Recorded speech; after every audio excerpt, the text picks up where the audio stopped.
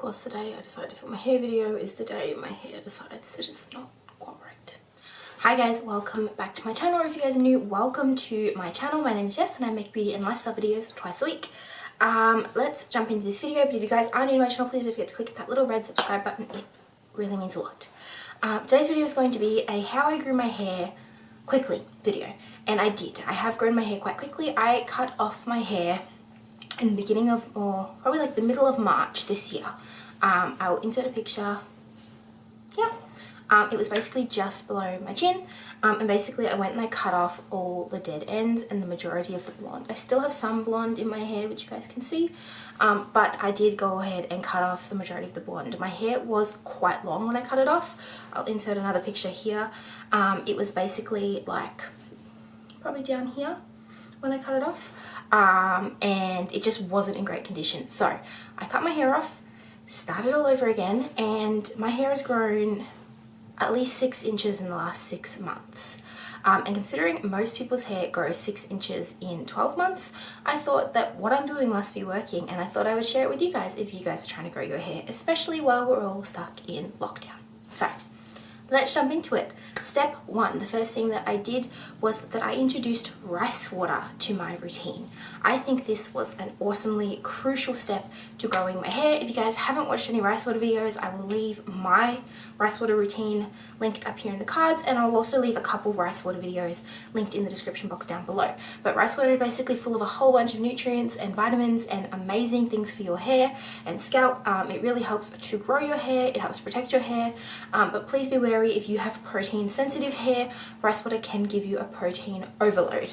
So I have very high porosity hair, so I don't have any issues with that. So I can get away with using rice water once a week or once a fortnight, and I use a scalp treatment more regularly than that. However, if you have low porosity hair, this is something to be a little bit wary of, because it's could definitely cause your hair to be more brittle and break. So before you try rice water routine, please check what type of porosity hair you have, and just listen to your hair. If your hair starts getting really frizzy or straw-like, or it means you're probably using a little too much protein in your routine. So I started using, like I said, I introduced rice water to my routine. My current rice water routine, like I said, is in that video, but I will go very quickly through this. I do a rice water rinse once a week on my wash day, but the way that I do it is I will wash my hair, I will then do the rice water rinse, leave it in my hair for a few minutes in the shower, rinse it out, and then immediately condition. I think that this is a crucial part in why my hair has not been getting any sort of protein overload, and is because I'm conditioning it directly after, and that is how you counteract a protein overload. So I do that. When I make my rice water, I do let it ferment for at least a week. And that works really well for me. I also add in essential oils. I usually add in peppermint oil, rosemary oil, and something to make it smell nice. Normally that is grapefruit oil, but it really depends. Sometimes it's lavender. So I do that. The second step that I do in my routine is I only wash my hair once or twice a week. I have been using the same products pretty much all year. So the majority, the main wash I do once a week. I normally wash my hair on a Thursday, and I use the Kevin Murphy Repair Me line, I believe it is. It's the blue line. I'll put a picture of them up here and I will leave them linked down below. And I normally shampoo twice and condition, and leave the conditioner in for at least a couple minutes in the shower. And that's really working for me. I love the line. It's cruelty free, it's biodegradable, and it's really, really awesome. It smells amazing. It smells like a hair salon, and so it's really, really high end. The other time that if I do wash my hair a second time a week, and this generally depends on if I work out. I work out 4 to 5 days a week, and if I have worked out that week, generally in the middle of my wash, so day 3 or day 4, I would do a gentle wash. I use the Shea Moisture Black Castor Oil line. I use the shampoo, conditioner, and I use the hair mask. I don't leave it in for a long period of time. I shampoo twice, I use the conditioner, and then I will also put the hair mask directly on the ends of my hair where it's the most dry from the blonde. Leave it in for a couple minutes in the shower and wash it out. That is a super gentle shampoo and conditioner. It's why I use it midweek if I do wash my hair. I was for a while co-washing my hair on that day, and on occasion I might, but I do actually prefer to use the Shea Moisture line, so I'm really loving that. The next thing I did to my routine is I started including a weekly oil treatment. Now, I used to do this years ago, probably before I had kids. And then once they came along, I just stopped having time for myself to do those things, or I stopped taking the time to do those things for myself. I've now restarted that routine, and I've seen a massive improvement in the growth of my hair and the overall feeling of my hair, the overall health. So basically what I do is I mix 1 part castor oil to 2 parts jojoba oil, and I apply that to my damp hair. I apply this to damp hair because that is when your hair is most porous. Applying it to dry hair is not as effective, and you don't want to apply it to sopping wet hair because you are going to lose some of that product. So I apply it to my damp hair, pop it up in a braid or a bun, and sleep on it overnight. If you don't have the time to do this, leaving it on for as long as possible, but I like to sleep on it overnight. I do this on a Wednesday because Thursday is my wash day. That does mean you will need to shampoo twice, which you probably should do anyway, but yeah, love. What I do with that oil treatment is on occasion I will mix in a hair mask depending on how my hair is feeling. I have a couple that I really like that I'll leave in the description box down below, but there's the Christophe Robin one, there's the Shea Moisture one, and there's the Briogeo one. They're the 3 that I currently have in my rotation. I don't prefer any of them really. I really like all of them. The Christophe Robin one I use, I use that one because it is purple, and so it helps to tone the little bit of blonde in my hair. The Shea Moisture one, I just like the way it makes my hair feel, and same with the Briogeo one. But if you have a mask that you like, please feel free to use whatever that one is. And what I do is sometimes I mix it in with that oil treatment, apply it at the same time, leave it overnight, wash it out the next day. So I found that that is super duper effective for my hair and my hair growth. The next thing I've done in my routine is I've added in scalp treatments. So whether that be a rice water scalp treatment, I actually did a week of rice water scalp treatments. I will leave that video linked up here, and I managed to get quite a bit of growth doing that every day for a week.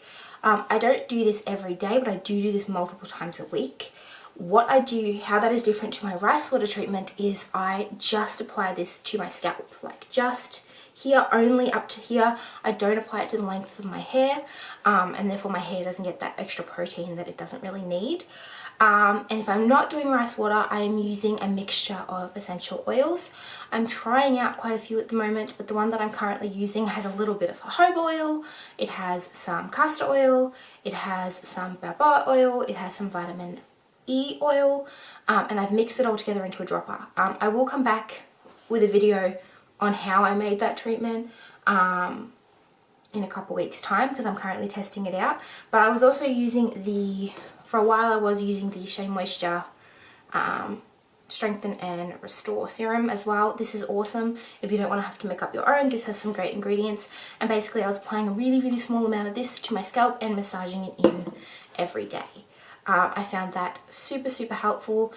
Made my hair feel really soft, and it made my scalp not feel overly dry, and I actually think it really helped the overall health of my hair. Another thing that I found really helpful is using a shampoo brush in the shower. So when I'm shampooing my hair, I use a brush that looks like this, and it basically massages your scalp while you're shampooing, and this really helps to get the blood flow going to your scalp. It really helps to sort of wake up all those hair follicles, and I really think this has made a difference not only in the cleanliness of my hair. I think it helps give me a little bit of volume as well, because you're massaging that brush right up into your scalp, and so your hair is getting a little bit of lift. And on top of that, I think it's also helping clean my hair a lot better as well. So I do think that the shampoo brush is an awesome tool. This is not essential. You can just use your hands and really work it into your head, but make sure you're massaging your head with your fingertips and not your nails. but I think that massaging movement in the shower has been really, really helpful. And the last thing that I've tried or I've done over the last 6 months to grow my hair is I have been doing the inversion method once a month. Now, the inversion method is one of those things that it's kind of like a myth, kind of like a not. Some people believe in it, some people don't. I don't think it's hurting. I think I have seen some results from it. I think I did a video using this. If I did, I'll leave it up in the cards. But basically once a month for 7 days, I tip my head over the edge of my bed, and for 5 minutes I will massage my head upside down.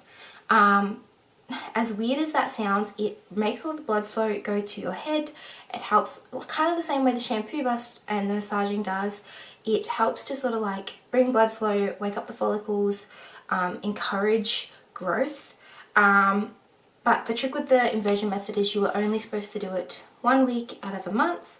So you can't do it every week or it isn't as effective. So whether the inversion method actually works or not, I can't guarantee that this is going to make your hair grow inches and inches and inches in a week. But I find that I have seen some improvement, and I definitely think it is good for my scalp to have all that extra blood flow going through my scalp. So as for everything else, I try and avoid heat. I feel like that is like a really basic thing. If I do use heat on my hair, I only might use it maybe once a week or once a fortnight. This is my hair just dried out of the shower yesterday. I did nothing to it except brush it out when it was dry, and I have obviously put some leave-in products in it. Using a heat protectant if you do use heat, using a leave-in conditioner, those sorts of things are really obvious things that if you're not doing, I really recommend. I will leave the ones that I use down below. I also use only the wet brush to brush my hair because it is a lot more gentle on my hair. It doesn't tug and pull. So those are things that are sort of not necessarily essential for growing your hair, but they're sort of more essential for not snapping your hair off, therefore showing growth and length and thickness. So yeah, I think that's really it for all the steps for what I've done recently. Like I said, my hair has grown. My hair was at 11 inches long when I cut it. It was just below my chin, and it is now going on just over 17 inches long. I measured it this morning just to give you an accurate review. And so like I said, it's grown just over 6 inches in 6 months, which is pretty crazy. But I want long hair and I want to grow back. So yeah, I think that is really it. If you have any, the other thing that I do is I do take a multivitamin and a hair, skin and nails vitamin. I've been doing this since I was pregnant and since my boys were born, and that's just, it's part of my daily routine now. I know that hair, skin and nail vitamins are really controversial. I don't use like fancy hair ones that you can buy on Instagram. I literally use ones just from the chemist, and they're actually gummy ones, so they taste really nice. And yeah, I do think that they help. I think my hair and my nails are better off when I do use them, and I do notice a difference when I don't, especially in my nails. And so I don't think it hurts. But like I said, don't go out and spend a ton of money on like really expensive ones. I know that there's some brands out there that people rave about, but like I said, I just buy ones from the chemist and I find that they work pretty well. So yeah, that's what I do for my hair. That's how I've grown my hair. 6 inches in 6 months. Let's just give you guys a bit of an overview of my hair.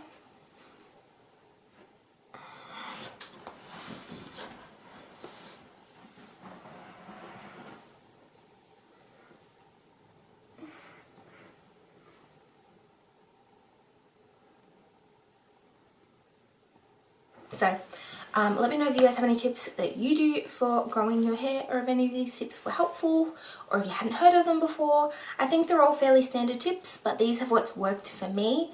And yeah, if you guys are new to my channel, please don't forget to click the subscribe button. I do like to do hair myth videos. I will try and bring those back soon. If not, I will leave the ones that I have done, the playlist up in the cards up here for you guys to test out some of the hair myths that I found for people saying that they can grow like inches overnight. So interesting. yeah, I hope you guys have a wonderful day. I really hope you enjoyed today's video and that you found it helpful, and that I wish you luck on your hair growth journey. Stay safe with COVID and lockdown, and I will see you guys in my next video. Bye.